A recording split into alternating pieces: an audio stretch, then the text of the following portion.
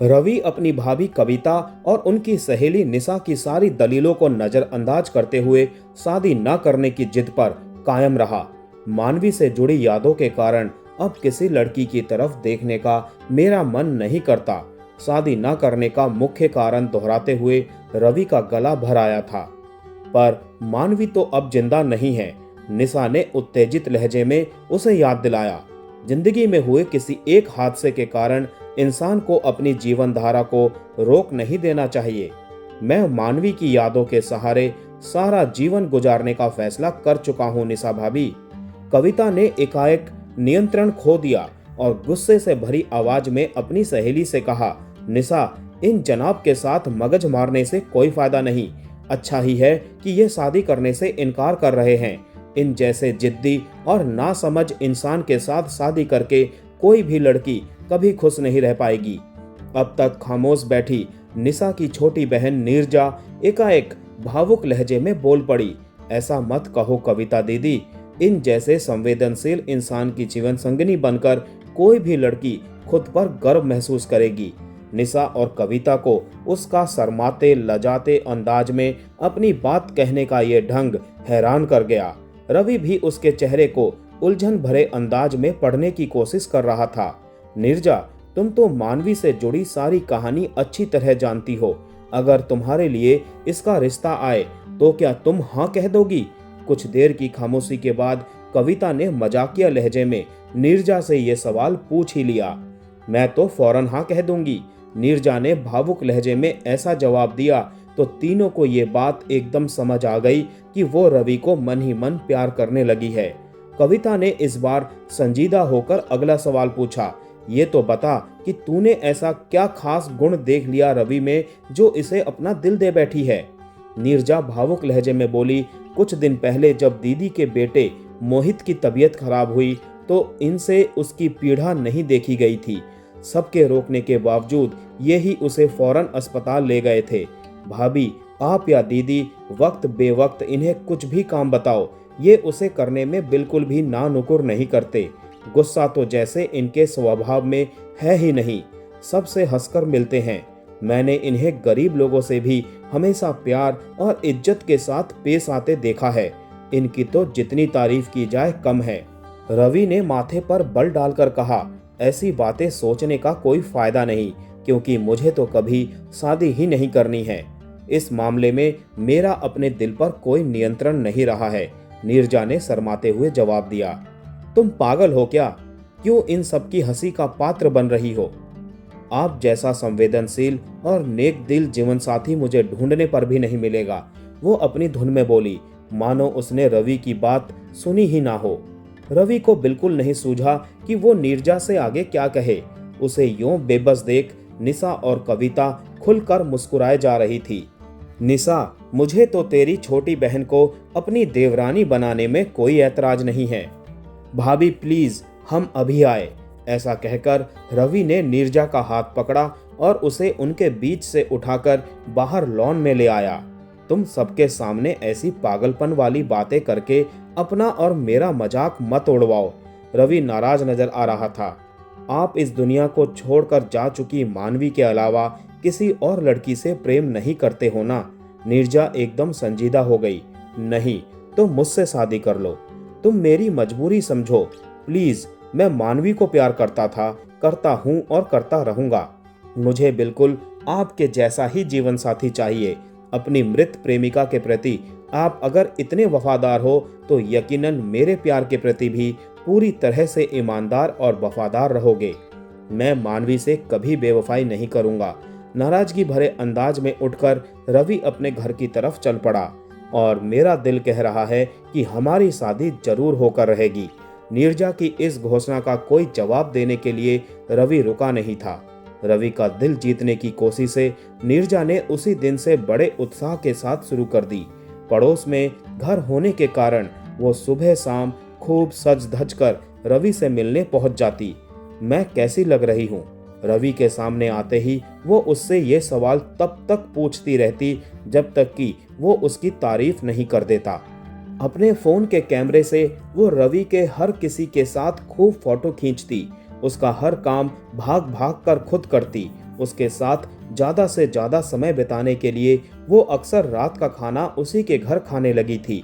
वो अक्सर अपने पिया की मैं तो बनी रे दुल्हनिया और मेरा पिया घर आया जैसे मस्त अंदाज में गाने गाते हुए दोनों घरों में घूमती नजर आती, तो रवि के अलावा सभी खूब दिल खोलकर हंसते। परेशान रवि हर किसी से फरियाद करता, कोई इस पगली को समझाओ प्लीज, ये अपनी भावनाओं पर काबू रखे, नहीं तो बाद में इसे दुख होगा। उसे समझाना हमारे बस की बात नहीं, वो तो तुम्हारे प्यार में पागल हो चुकी है रवि। हर किसी से कुछ ऐसा ही जवाब पाकर रवि की खींच निरंतर बढ़ती जा रही थी। आने वाले कुछ दिनों में नीरजा ने अपने उत्साहपूर्ण व्यवहार से रवि के पिता कैलाश, माँ सावित्री और बड़े भाई राजीव के दिलों को भी जीत लिया। उन सब के मन में ये उम्मीद बंध गई कि कभी शादी न करने के रवि के फैसले को शायद नीरजा बदलने में कामयाब हो जाएगी। नीरजा की मां कांता ने विकास नाम के एक बिजनेसमैन के साथ नीरजा का रिश्ता पक्का करने का मन बना रखा था। जब नीरजा के रवि को दिल देने की खबर उनके कानों तक पहुंची तो वे अपने पति रमेश के साथ अगले ही दिन मेरठ से दिल्ली आ गई। नीरजा को सामने बैठाकर उन्होंने सख्त लहजे में उसे समझाना शुरू किया। शादी के बाद किसी भी लड़की की खुशियां सुनिश्चित करने में पैसा बहुत महत्वपूर्ण भूमिका निभाता है। तुझे तो इस बात से खुश होना चाहिए कि इतने अमीर घर की बहू बनने का मौका मिल रहा है। पर माँ, मैं तो रवि को पसंद करती हूँ, उसे दिल की गहराइयों से प्यार करती हूँ। नीरजा ने रुआंसे स्वर में उन्हें अपने दिल की बात बता दी। पैसा सब कुछ नहीं होता कांता, हमें इसकी पसंद नापसंद का भी ख्याल रखना चाहिए। रमेश ने अपनी बेटी का पक्ष लिया। तुम तो अपना मुंह बंद ही रखो जी। कांता एकदम गुस्से से फट पड़ी। तुम्हारे साथ पिछले 30 साल से मैं अपने मन को मारकर कैसे जी रही हूँ ये मैं ही जानती हूँ। कभी ना मनचाहा पहना, ना कहीं घूमी फिरी, बजट बनाकर जीते हुए मेरी सारी जिंदगी बेकार हो गई। रमेश जी ने आगे कुछ न बोलने में ही अपनी भलाई समझी। कांता ने उनसे ध्यान हटाया और अपनी बेटी को गुस्से से घूरते हुए कहने लगी, अपने इस प्यार और पसंद के पागलपन को गोली मार और मुझे बता कि विकास के मुकाबले क्या है इस रवि के पास। 3 कमरों का फ्लैट जिसमें वो भैया भाभी के साथ रहता है और खटारा सी पुरानी कार। अरे रवि जितना साल भर में कमाता है उतनी तो विकास की फैक्ट्री 1 महीने में उसे कमाकर दे देती है। तो जिंदगी भर ऐश करेगी उसके साथ। नीरजा चिढ़कर बोली, माँ, मेरी नजरों में विकास एक अहंकारी और रूखा इंसान है जो अपनी तारीफ खुद करके सबको बहुत बोर करता है। उस काबिल लड़के में जबरदस्ती बेकार के नुस्ख मत निकाल। देख, उन्हें सुंदर लड़की चाहिए और ऊपर से तेरी मौसी यह रिश्ता कराने के लिए खूब भागदौड़ कर रही है। तुझमें थोड़ी सी भी अकल है तो फौरन विकास से शादी करने के लिए हाँ बोल दे। शादी के मामले में किसी ने भी मेरे साथ जबरदस्ती की तो मैं आत्महत्या कर लूंगी। ऐसी चेतावनी देकर नीरजा उनके सामने से हट गई।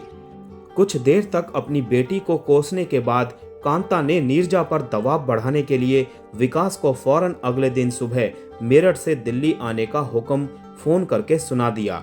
सफल बिजनेसमैन विकास बड़बोला इंसान था जिसे अपनी अमीरी पर बहुत घमंड था। उसे पूरा विश्वास था कि नीरजा उसके साथ शादी करने से कभी इनकार नहीं करेगी। नीरजा को मैं सारी दुनिया घुमाऊंगा। मेरी माँ शादी में इतने जेवर चढ़ाएगी कि देखने वालों की आंखें फटी की फटी रह जाएंगी। हनीमून मनाने के लिए मैंने स्विट्जरलैंड जाने का मन बना रखा है। हर वक्त ऐसी डींगे मारकर उसने कांता के अलावा सभी को परेशान कर रखा था। रवि ने अगले ही दिन नीरजा से अकेले में कहा, इस विकास के साथ शादी करने को तुम हाँ मत करना। वो बोर इंसान तुम्हें अपने ढंग से कभी जीने नहीं देगा। मैं तो आपकी हमसफर बनना चाहती हूँ, पर आप हो कि वो बात मत शुरू करो। मैं तुमसे शादी नहीं कर सकता। रवि ने उसे फौरन टोक दिया।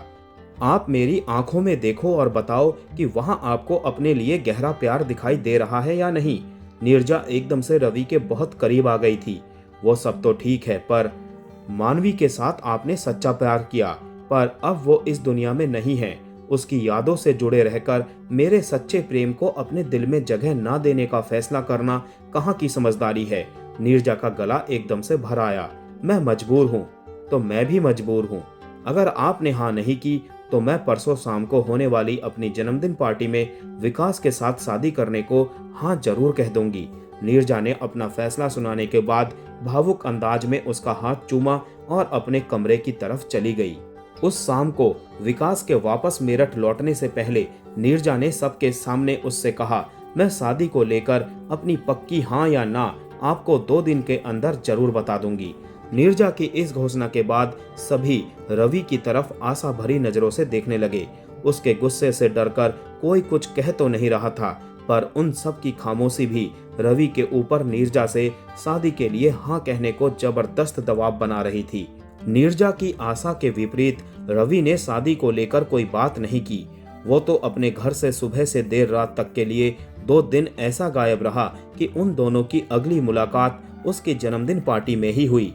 पार्टी में शामिल होने के लिए जैसे ही रवि ने ड्राइंग रूम में कदम रखा तो उससे बेहद खफा नजर आ रही नीरजा ने ऊंची आवाज में सबको संबोधित किया, अपने माता पिता की खुशी की खातिर मैंने विकास से शादी करने का फैसला। रवि ने ऊंची आवाज में टोक कर उसे अपना वाक्य पूरा नहीं करने दिया। नीरजा, तुम उस घमंडी इंसान के साथ कभी खुश नहीं रह सकोगी, तो आप क्यों परेशान हो रहे हैं? गुस्सा करना भूलकर नीरजा एकदम से रुआंसी हो उठी। कविता ने भी चुपते लहजे में अपने देवर को डांटा, ये बिल्कुल ठीक कह रही है। तुम्हारे प्रेम में पागल इस प्यारी सी, इस भोली सी, इस सुंदर सी लड़की के सुख दुख की तुम्हें कोई चिंता करने की जरूरत नहीं है। तुम तो जिंदगी भर अपनी मृत महबूबा को नाराज ना करने की फिक्र ही करते रहना। अब बस भी करो भाभी, आप सब लोगों के ताने सुन सुनकर मैं इतना तंग आ गया हूँ कि मुझे नीरजा से शादी करना मंजूर है। रवि की इस घोषणा को सुन नीरजा के अलावा वहां उपस्थित हर इंसान तालियां बजा उठा। सबकी नजरों का केंद्र बन गई नीरजा ने उदास लहजे में अपने मन की बात कही, शादी के मामले में मुझे इनकी दया या एहसान नहीं चाहिए। ऐसी शादी करने का क्या फायदा कि इनके सामने मैं रहूं पर ये मानवी के विचारों में खोए रहे। पहले तुम ही तो शादी करने को मेरे पीछे हाथ धोकर पड़ी हुई थी, तो अब क्यों इनकार कर रही हो? रवि ने उसके पास आकर मुस्कुराते हुए पूछा, मुझे लगता है कि मेरे साथ शादी करने का फैसला आपने खुश होकर नहीं किया है। मेरे मन में क्या है अब ये भी तुम ही बताओगी? मुझे ही क्या, ये तो सबको पता है कि आपके दिलो दिमाग पर मानवी का कब्जा है। तो तुम्हारे साथ साथ और सभी कान खोलकर सुन लो कि मानवी ने ही मुझे तुमसे शादी करने की इजाजत दी है। रवि ने अपना पर्स खोलकर सभी को दिखाया। पर्स में अब तक मानवी का फोटो सभी ने लगा देखा था, पर इस वक्त वहां नीरजा की तस्वीर लगी नजर आई। एकाएक बेहद भावुक होकर रवि नीरजा से बोला, मानवी ने ही कल रात मुझे देर तक समझाया कि अब से तुम मेरे सुख दुख का ख्याल रखोगी। कल रात के बाद से मैं आंखें बंद करता हूं तो उसकी जगह अब मुझे तुम नजर आती हो। मुझसे शादी ना करके क्या तुम मानवी को कष्ट पहुंचाना चाहोगी? मैं भला ऐसा गलत काम क्यों करूंगी? हमारी शादी जरूर होगी। नीरजा किसी छोटी बच्ची की तरह खुशी से तालियां बजाती उछली और फिर शर्माते हुए रवि की छाती से जा लगी।